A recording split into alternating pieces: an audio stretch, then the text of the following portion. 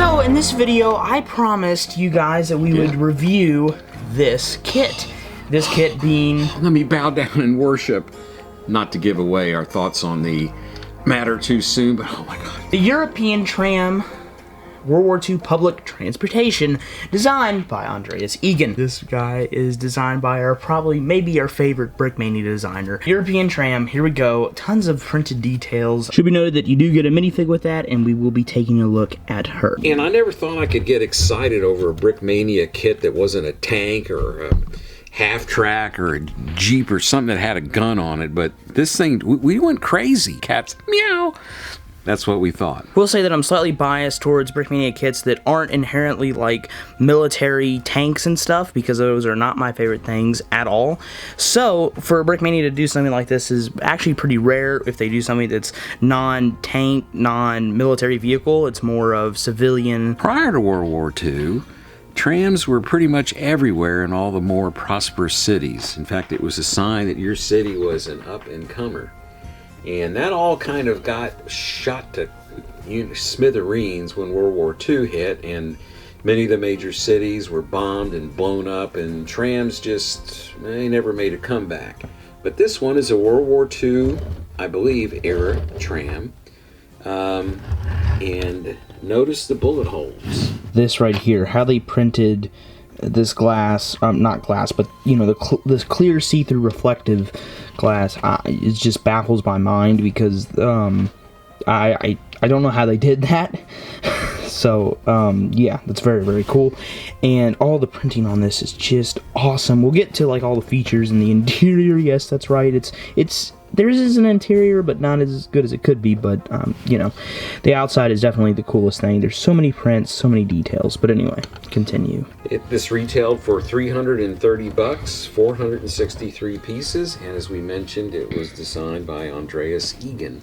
And I think what really sets this apart, for me anyway, young Joshua, are the colors. Yes. The sand green is one of my favorite colors. The printing, there are no stickers on this. It's all printed items, and it makes a huge difference. I think this represents, and I'm not sure, and we should have checked before the video, but it looks like something maybe that could have been in Germany, maybe Berlin during the war. The writing on here, that in German anyway, stands for Market Street. I won't attempt to pronounce it, because I'll botch it. It's right here. I couldn't quite make that out, but somewhere it said this Stein, or however you pronounce it in German, means brick, which is kind of cool.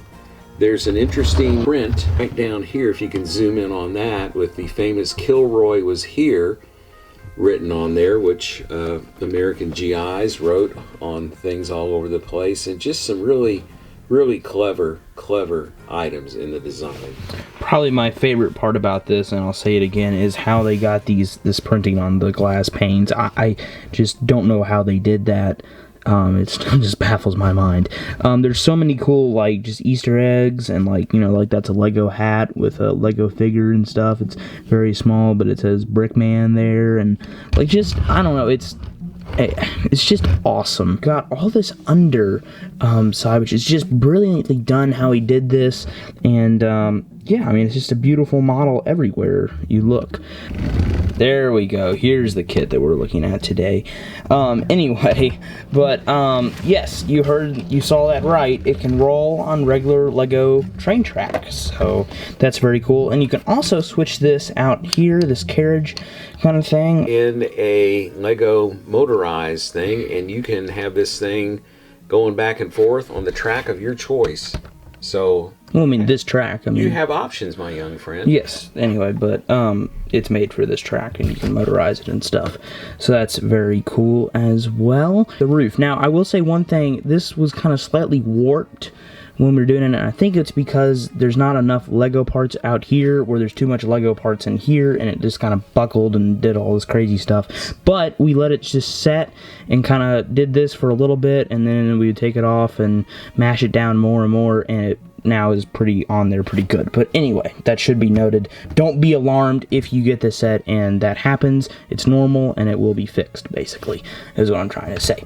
Sorry for the microphone quality change, but here we can get a really good look inside the interior. And the studded look inside, I mean, yeah, I wish it was printed, but, you know, when you're looking at an exterior like this, it's hard to complain. Now, these doors are slightly hard to get open, but they do hold open, and they're just beautiful design. I know exactly what they are. You can get your minifigure and slide her on in there, and she can, you know, walk up the tram, and she does fit through, which is great. And beautiful printing on clear stuff again. I don't know how they did this, but it just looks awesome in my opinion. You also can fit minifigures on the seats inside there and in the back as well. That could be a luggage area or more seating for the passengers. And then you got a driver up here, which has some details up here as well.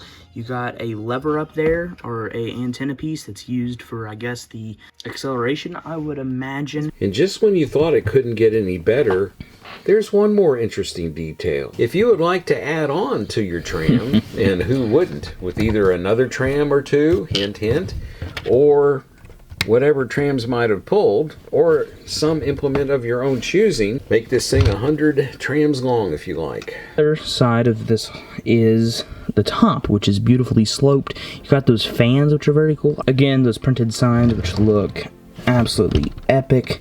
And then you have this up here, which is the thing that connects to your string up there, which powers it, right?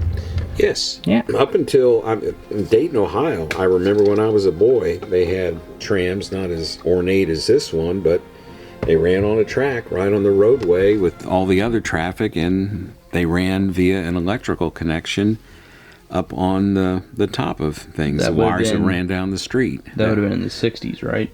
Maybe, I'm not saying. So here is the figure, and it looks awesome, beautiful printing, and yeah, I mean, it's your typical Brickmania minifigure with all kinds of details. See, there's under the arm printing. Of course, we're talking about Brickmania here. And yeah, that's just amazing, awesome, and good quality as always. The beautiful, beautiful color on this, I will say as well. So yeah. There were one slight flaw, and really the only flaw that I could see is some of the parts were slightly dirty, but which is not like dirty, but just scuffed. The black parts. But they were just a tiny bit scuffed. So, is this kit worth the money? No, it is not. It is a steal at $330. Unfortunately, they're sold out. Between all the printing and stuff, of course, you're paying for a premium quality product, blah, blah, blah. Brickmania prices are expensive, but you're getting what you pay for. It is more than worth the money, in my opinion. It's worth the money. I'll say that much. So yeah, Andreas Egan did a phenomenal job with this. It's gone out of the ballpark, over the river, into the next county, and it's still rolling.